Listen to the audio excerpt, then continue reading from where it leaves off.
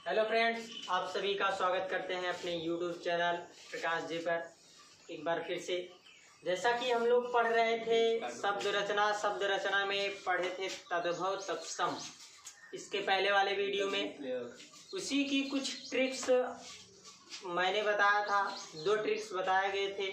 आज उसी के बढ़ते हुए क्रम में आज तीसरी ट्रिक्स स्टार्ट करते हैं, तो देखते हैं क्या होता है।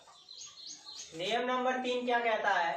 प्रायः स, ये शरीफा वाला जो स होता है ये तत्सम होते हैं और इसके स्थान पर ये सरवता वाला स जो होता है ये तद्भव होता है।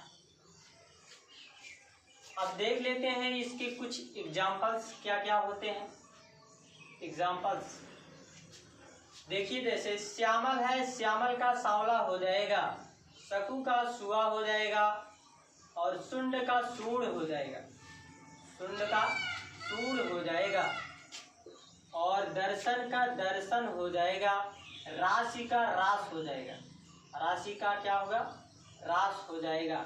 अब यहाँ पर बात करें अगर हम, तो ये सा जो है किसमें है? मैंने बताया ये सरवता वाला सा तद्भव होता है और शरीफा वाला सा प्रायः किसमें होता है? तत्सम होता है। तो जहां पर ये सा आएगा उसके स्थान पर कौन सा आता है? सरवता वाला सा आएगा। शरीफा वाले सा के स्थान पर सरवता वाला सा आता है। अब इसके बाद आगे देख लेते हैं।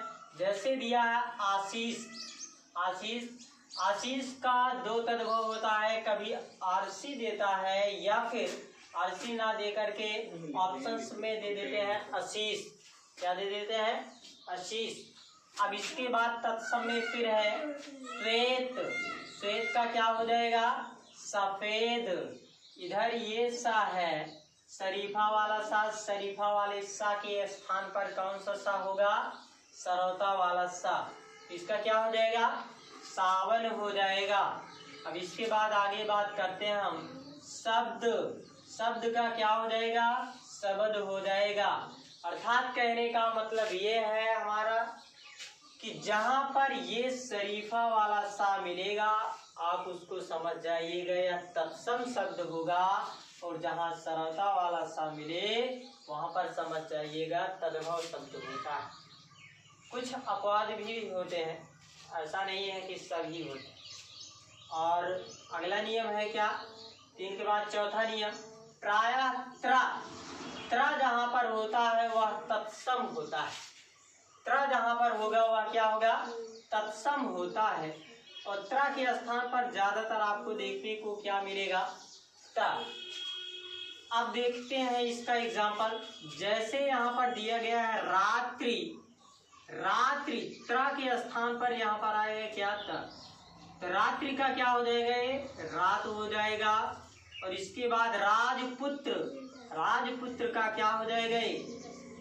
राजपूत। क्या हो जाएगा? राजपूत। ये जो है तद्भव शब्द है और राजपुत्र, राजपुत्र तत्सम शब्द होता है। और 5वां नियम क्या कहता है?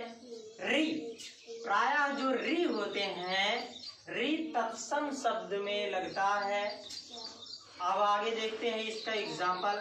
तत्सम एक तरफ लिखा गया है, दूसरी तरफ तद्भव लिखा गया है।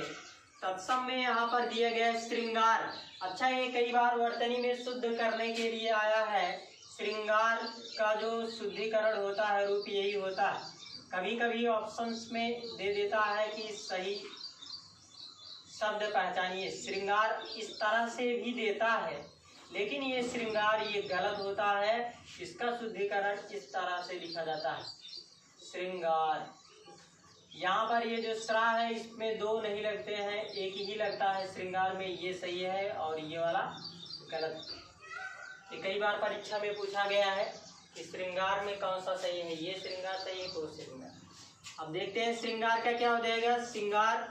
और घृत, घृत का क्या हो जाएगा? घी। भातृभार्या मतलब क्या हो जाएगा? भार्या। भातृभार्या माने भार्या।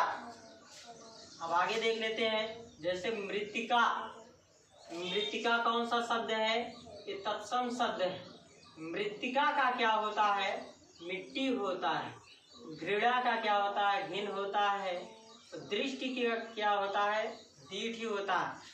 अब यहाँ पर हम देखें तो जितने भी शब्द हैं सब में री, श्रृंगार में भी री आया है, घृत में भी री आया है, रात्रि में भी री आया है, और इसके बाद मृत्तिका में भी री आया है, घृणा में भी री आया है, दृष्टि में भी री आया है। इसलिए यह ऑप्शंस जो होते हैं सही हो जाते हैं। जहां पर ध्यान दीजिएगा, यहाँ पे जहां पर आपको री दिखाई दे नीचे की तरफ, वो समझ जाइएगा वो शब्द किसमें होंगे? तत्सम शब्द होते हैं। अब इसी प्रकार से आगे नियम की बात करते हैं हम। छठा नियम क्या कहता है? अ से शुरू होने वाले, छोटा और बड़ा अ से शुरू होने वाले शब्द जो होते हैं कुछ तत्सम होते हैं, कुछ तद्भव होते हैं। इसमें देख लेते हैं, जैसे आम्र दिया गया है, आम्र का क्या हो जाएगा? आम हो जाएगा। आश्चर्य दिया है, आश्चर्य का क्या होगा? अचरज हो जाएगा। अमूल्य दिया है, अमूल्य का क्या होगा? अमोल हो जाएगा। क्या हो जाएगा? अमोल हो जाएगा। अग्नि का क्या हो जाएगा? आग हो जाएगा। अंधकार का अंधेरा हो जाएगा। अश्रु का आंसू हो जाएगा। और अकस्मात का अचानक होता है। अब ध्यान दीजिएगा, यहाँ पर एक नियम अगर बनाना चाहे तो और बन सकता है। जैसे